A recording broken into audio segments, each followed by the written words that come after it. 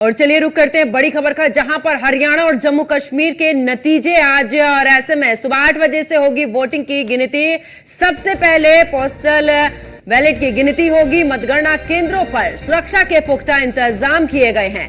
तो बड़ी खबर आपको बता रहे, जहां पर हरियाणा और जम्मू कश्मीर में आज वोटों की गिनती होगी। सुबह 8 बजे से होगी वोटों की गिनती और ऐसे में आपको बता दें कि सुरक्षा के भी पुख्ता इंतजाम किए गए हैं। सबसे पहले पोस्टल बैलेट की गिनती शुरू होगी, उसके बाद ईवीएम की गिनती शुरू हो जाएगी। तो मतगणना केंद्रों पर सुरक्षा के पुख्ता इंतजाम किए गए हैं। बड़ी अपडेट आपको दे रहे, जहां पर आज हरियाणा और जम्मू कश्मीर के नतीजे आज आने वाले हैं और ऐसे में आपको बता दें कि ईवीएम में कैद है सभी की किस्मत, जितने भी प्रत्याशी चुनावी मैदान में थे।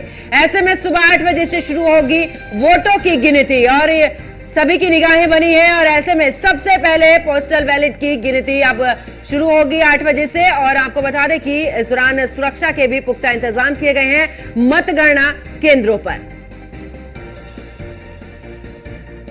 तो आज हरियाणा और जम्मू कश्मीर के नतीजे आएंगे और जितने भी चुनावी मैदान में प्रत्याशी थे आज उनकी किस्मत का फैसला हो जाएगा, जो कि परिणाम सामने आएगा कि किसकी हार और किसकी जीत। सुबह 8 बजे से वोटों की गिनती शुरू हो जाएगी। सबसे पहले पोस्टल बैलेट पेपर की गिनती होगी और उसके बाद ईवीएम से गिनती शुरू होगी। और मतगणना केंद्रों की बात करें तो सुरक्षा के भी पुख्ता इंतजाम किए गए हैं। तो आज फैसले का दिन है और हरियाणा और जम्मू कश्मीर के नतीजे आज हैं। तो सुबह 8 बजे से वोटों की गिनती शुरू हो जाएगी। आपको बता दें कि इस दौरान तमाम प्रत्याशी चुनावी मैदान में रहे। हर एक पार्टी की तरफ से तमाम दावे किए गए।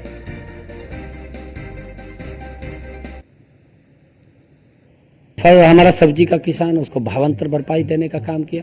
मेरा बाजरे का किसान है, उसको भावांतर भरपाई देने का काम किया है। मेरा सरसों का किसान है, उसको उचित मूल्य एमएसपी पर खरीदने का काम हमारी सरकार ने किया है। ऐसा हर वर्ग के लिए हमारी सरकार ने काम किया। गरीब व्यक्ति को हमने मजबूत, प्रधानमंत्री आवास योजना के तहत हमने मकान बना करके देने का काम किया है। हमने इसके साथ साथ 5 लाख रुपए का आयुष्मान कार्ड की उसको कोई चिंता कोई दिक्कत ना आए, उसके लिए हमने काम किया है। हमारी सरकार ईमानदारी से पिछले 10 वर्षों के अंदर लगी रही है।